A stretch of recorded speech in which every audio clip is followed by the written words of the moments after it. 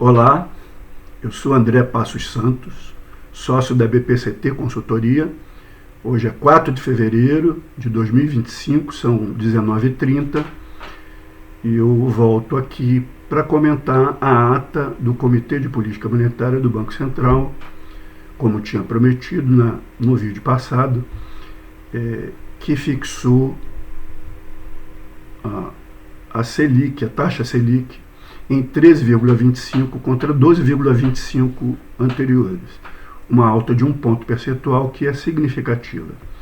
A ata também prevê que na próxima reunião de março, um novo aperto monetário, que não fica claro, mas que se supõe, que se espera que seja novamente de 1 ponto percentual, elevando a taxa a 14,25, e o Banco Central, na mesma ata, diz que na reunião seguinte, a de março, ele não dá nenhum forward guidance, não disse o que vai fazer, mas se compromete, como não podia deixar de ser, com a convergência da inflação para a meta no horizonte previsível de 6 trimestres. Isso leva a uma suavização da política que o Banco Central vinha mostrando antes. As previsões do Banco Central, as preocupações do Banco Central se dividem em duas. Para ser didático, vamos separar aqui o cenário interno do cenário externo. O cenário externo, ao qual o Banco Central, aparentemente, na ata deu mais peso, está muito ligado à incerteza com relação ao que fará o novo governo dos Estados Unidos, que assumiu há 15 dias, como sabemos. A plataforma de campanha do senhor Trump era protecionista, previa aumentar as tarifas de importação de vários países, de muitos países, inclusive do Brasil, que chegou a ser falado, mas mais dos vizinhos, México e Canadá, e a China, com quem os Estados Unidos têm se envolvido em uma guerra comercial que já dura alguns anos. Isso poderia levar, na visão do Banco Central, a um encarecimento dos produtos internos nos Estados Unidos, ou seja, uma elevação da inflação nos Estados Unidos, o que poderia conduzir o Banco Central americano a aumentar a taxa de juros, que já está em 4,5%, o que tornaria o mercado de títulos americano mais atraente, podendo atrair dólares que hoje estão na Bolsa e em títulos públicos no Brasil e em outros países emergentes para os Estados Unidos, o que poderia levar a uma nova depreciação da nossa moeda. Como nós sabemos, um real desvalorizado frente ao dólar, um dólar caro, significa um encarecimento das nossas importações e de nossos produtos que são tradables, que são negociáveis no mercado externo. Assim como, por exemplo, o trigo que nós consumimos, que em boa parte é importado, encareceria, e também produtos que nós vendemos no exterior, como café, soja e outros produtos negociáveis, tanto no mercado interno quanto externo, com a elevação do dólar, tenderiam a se encarecer também no Brasil.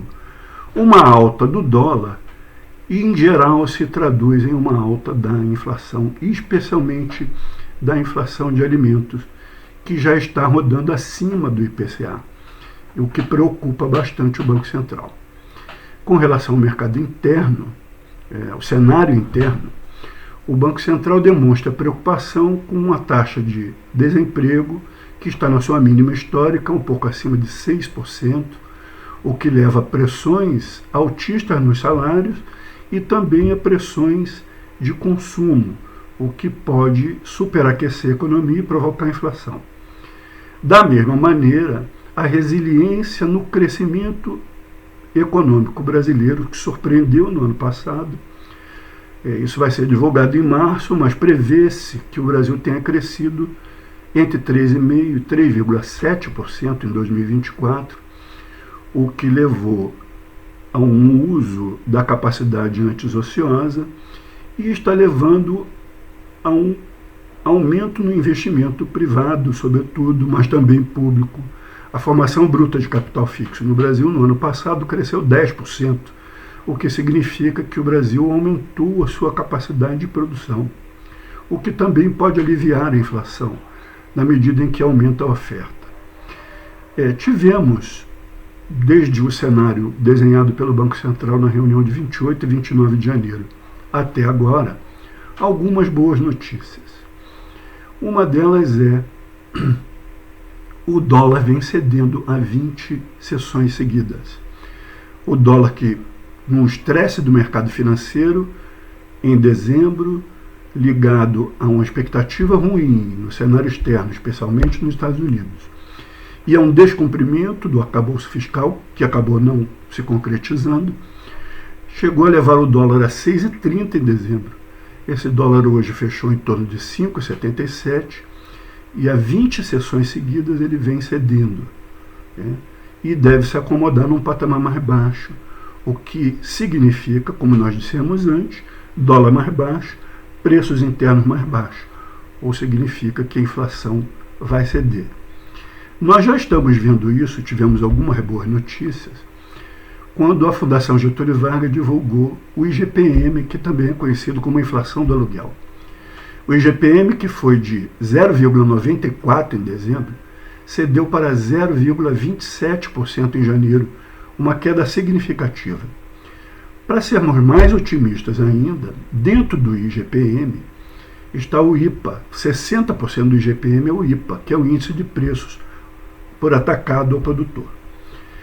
Esse índice cedeu ainda mais, ele havia sido de 1,21% em dezembro, bastante significativo, cedeu para 0,24% em janeiro, ainda abaixo da média do IPCA, do IGPM, o que nos leva a ser otimistas com relação à inflação, especialmente a inflação de alimentos, que tende a ceder nos próximos meses.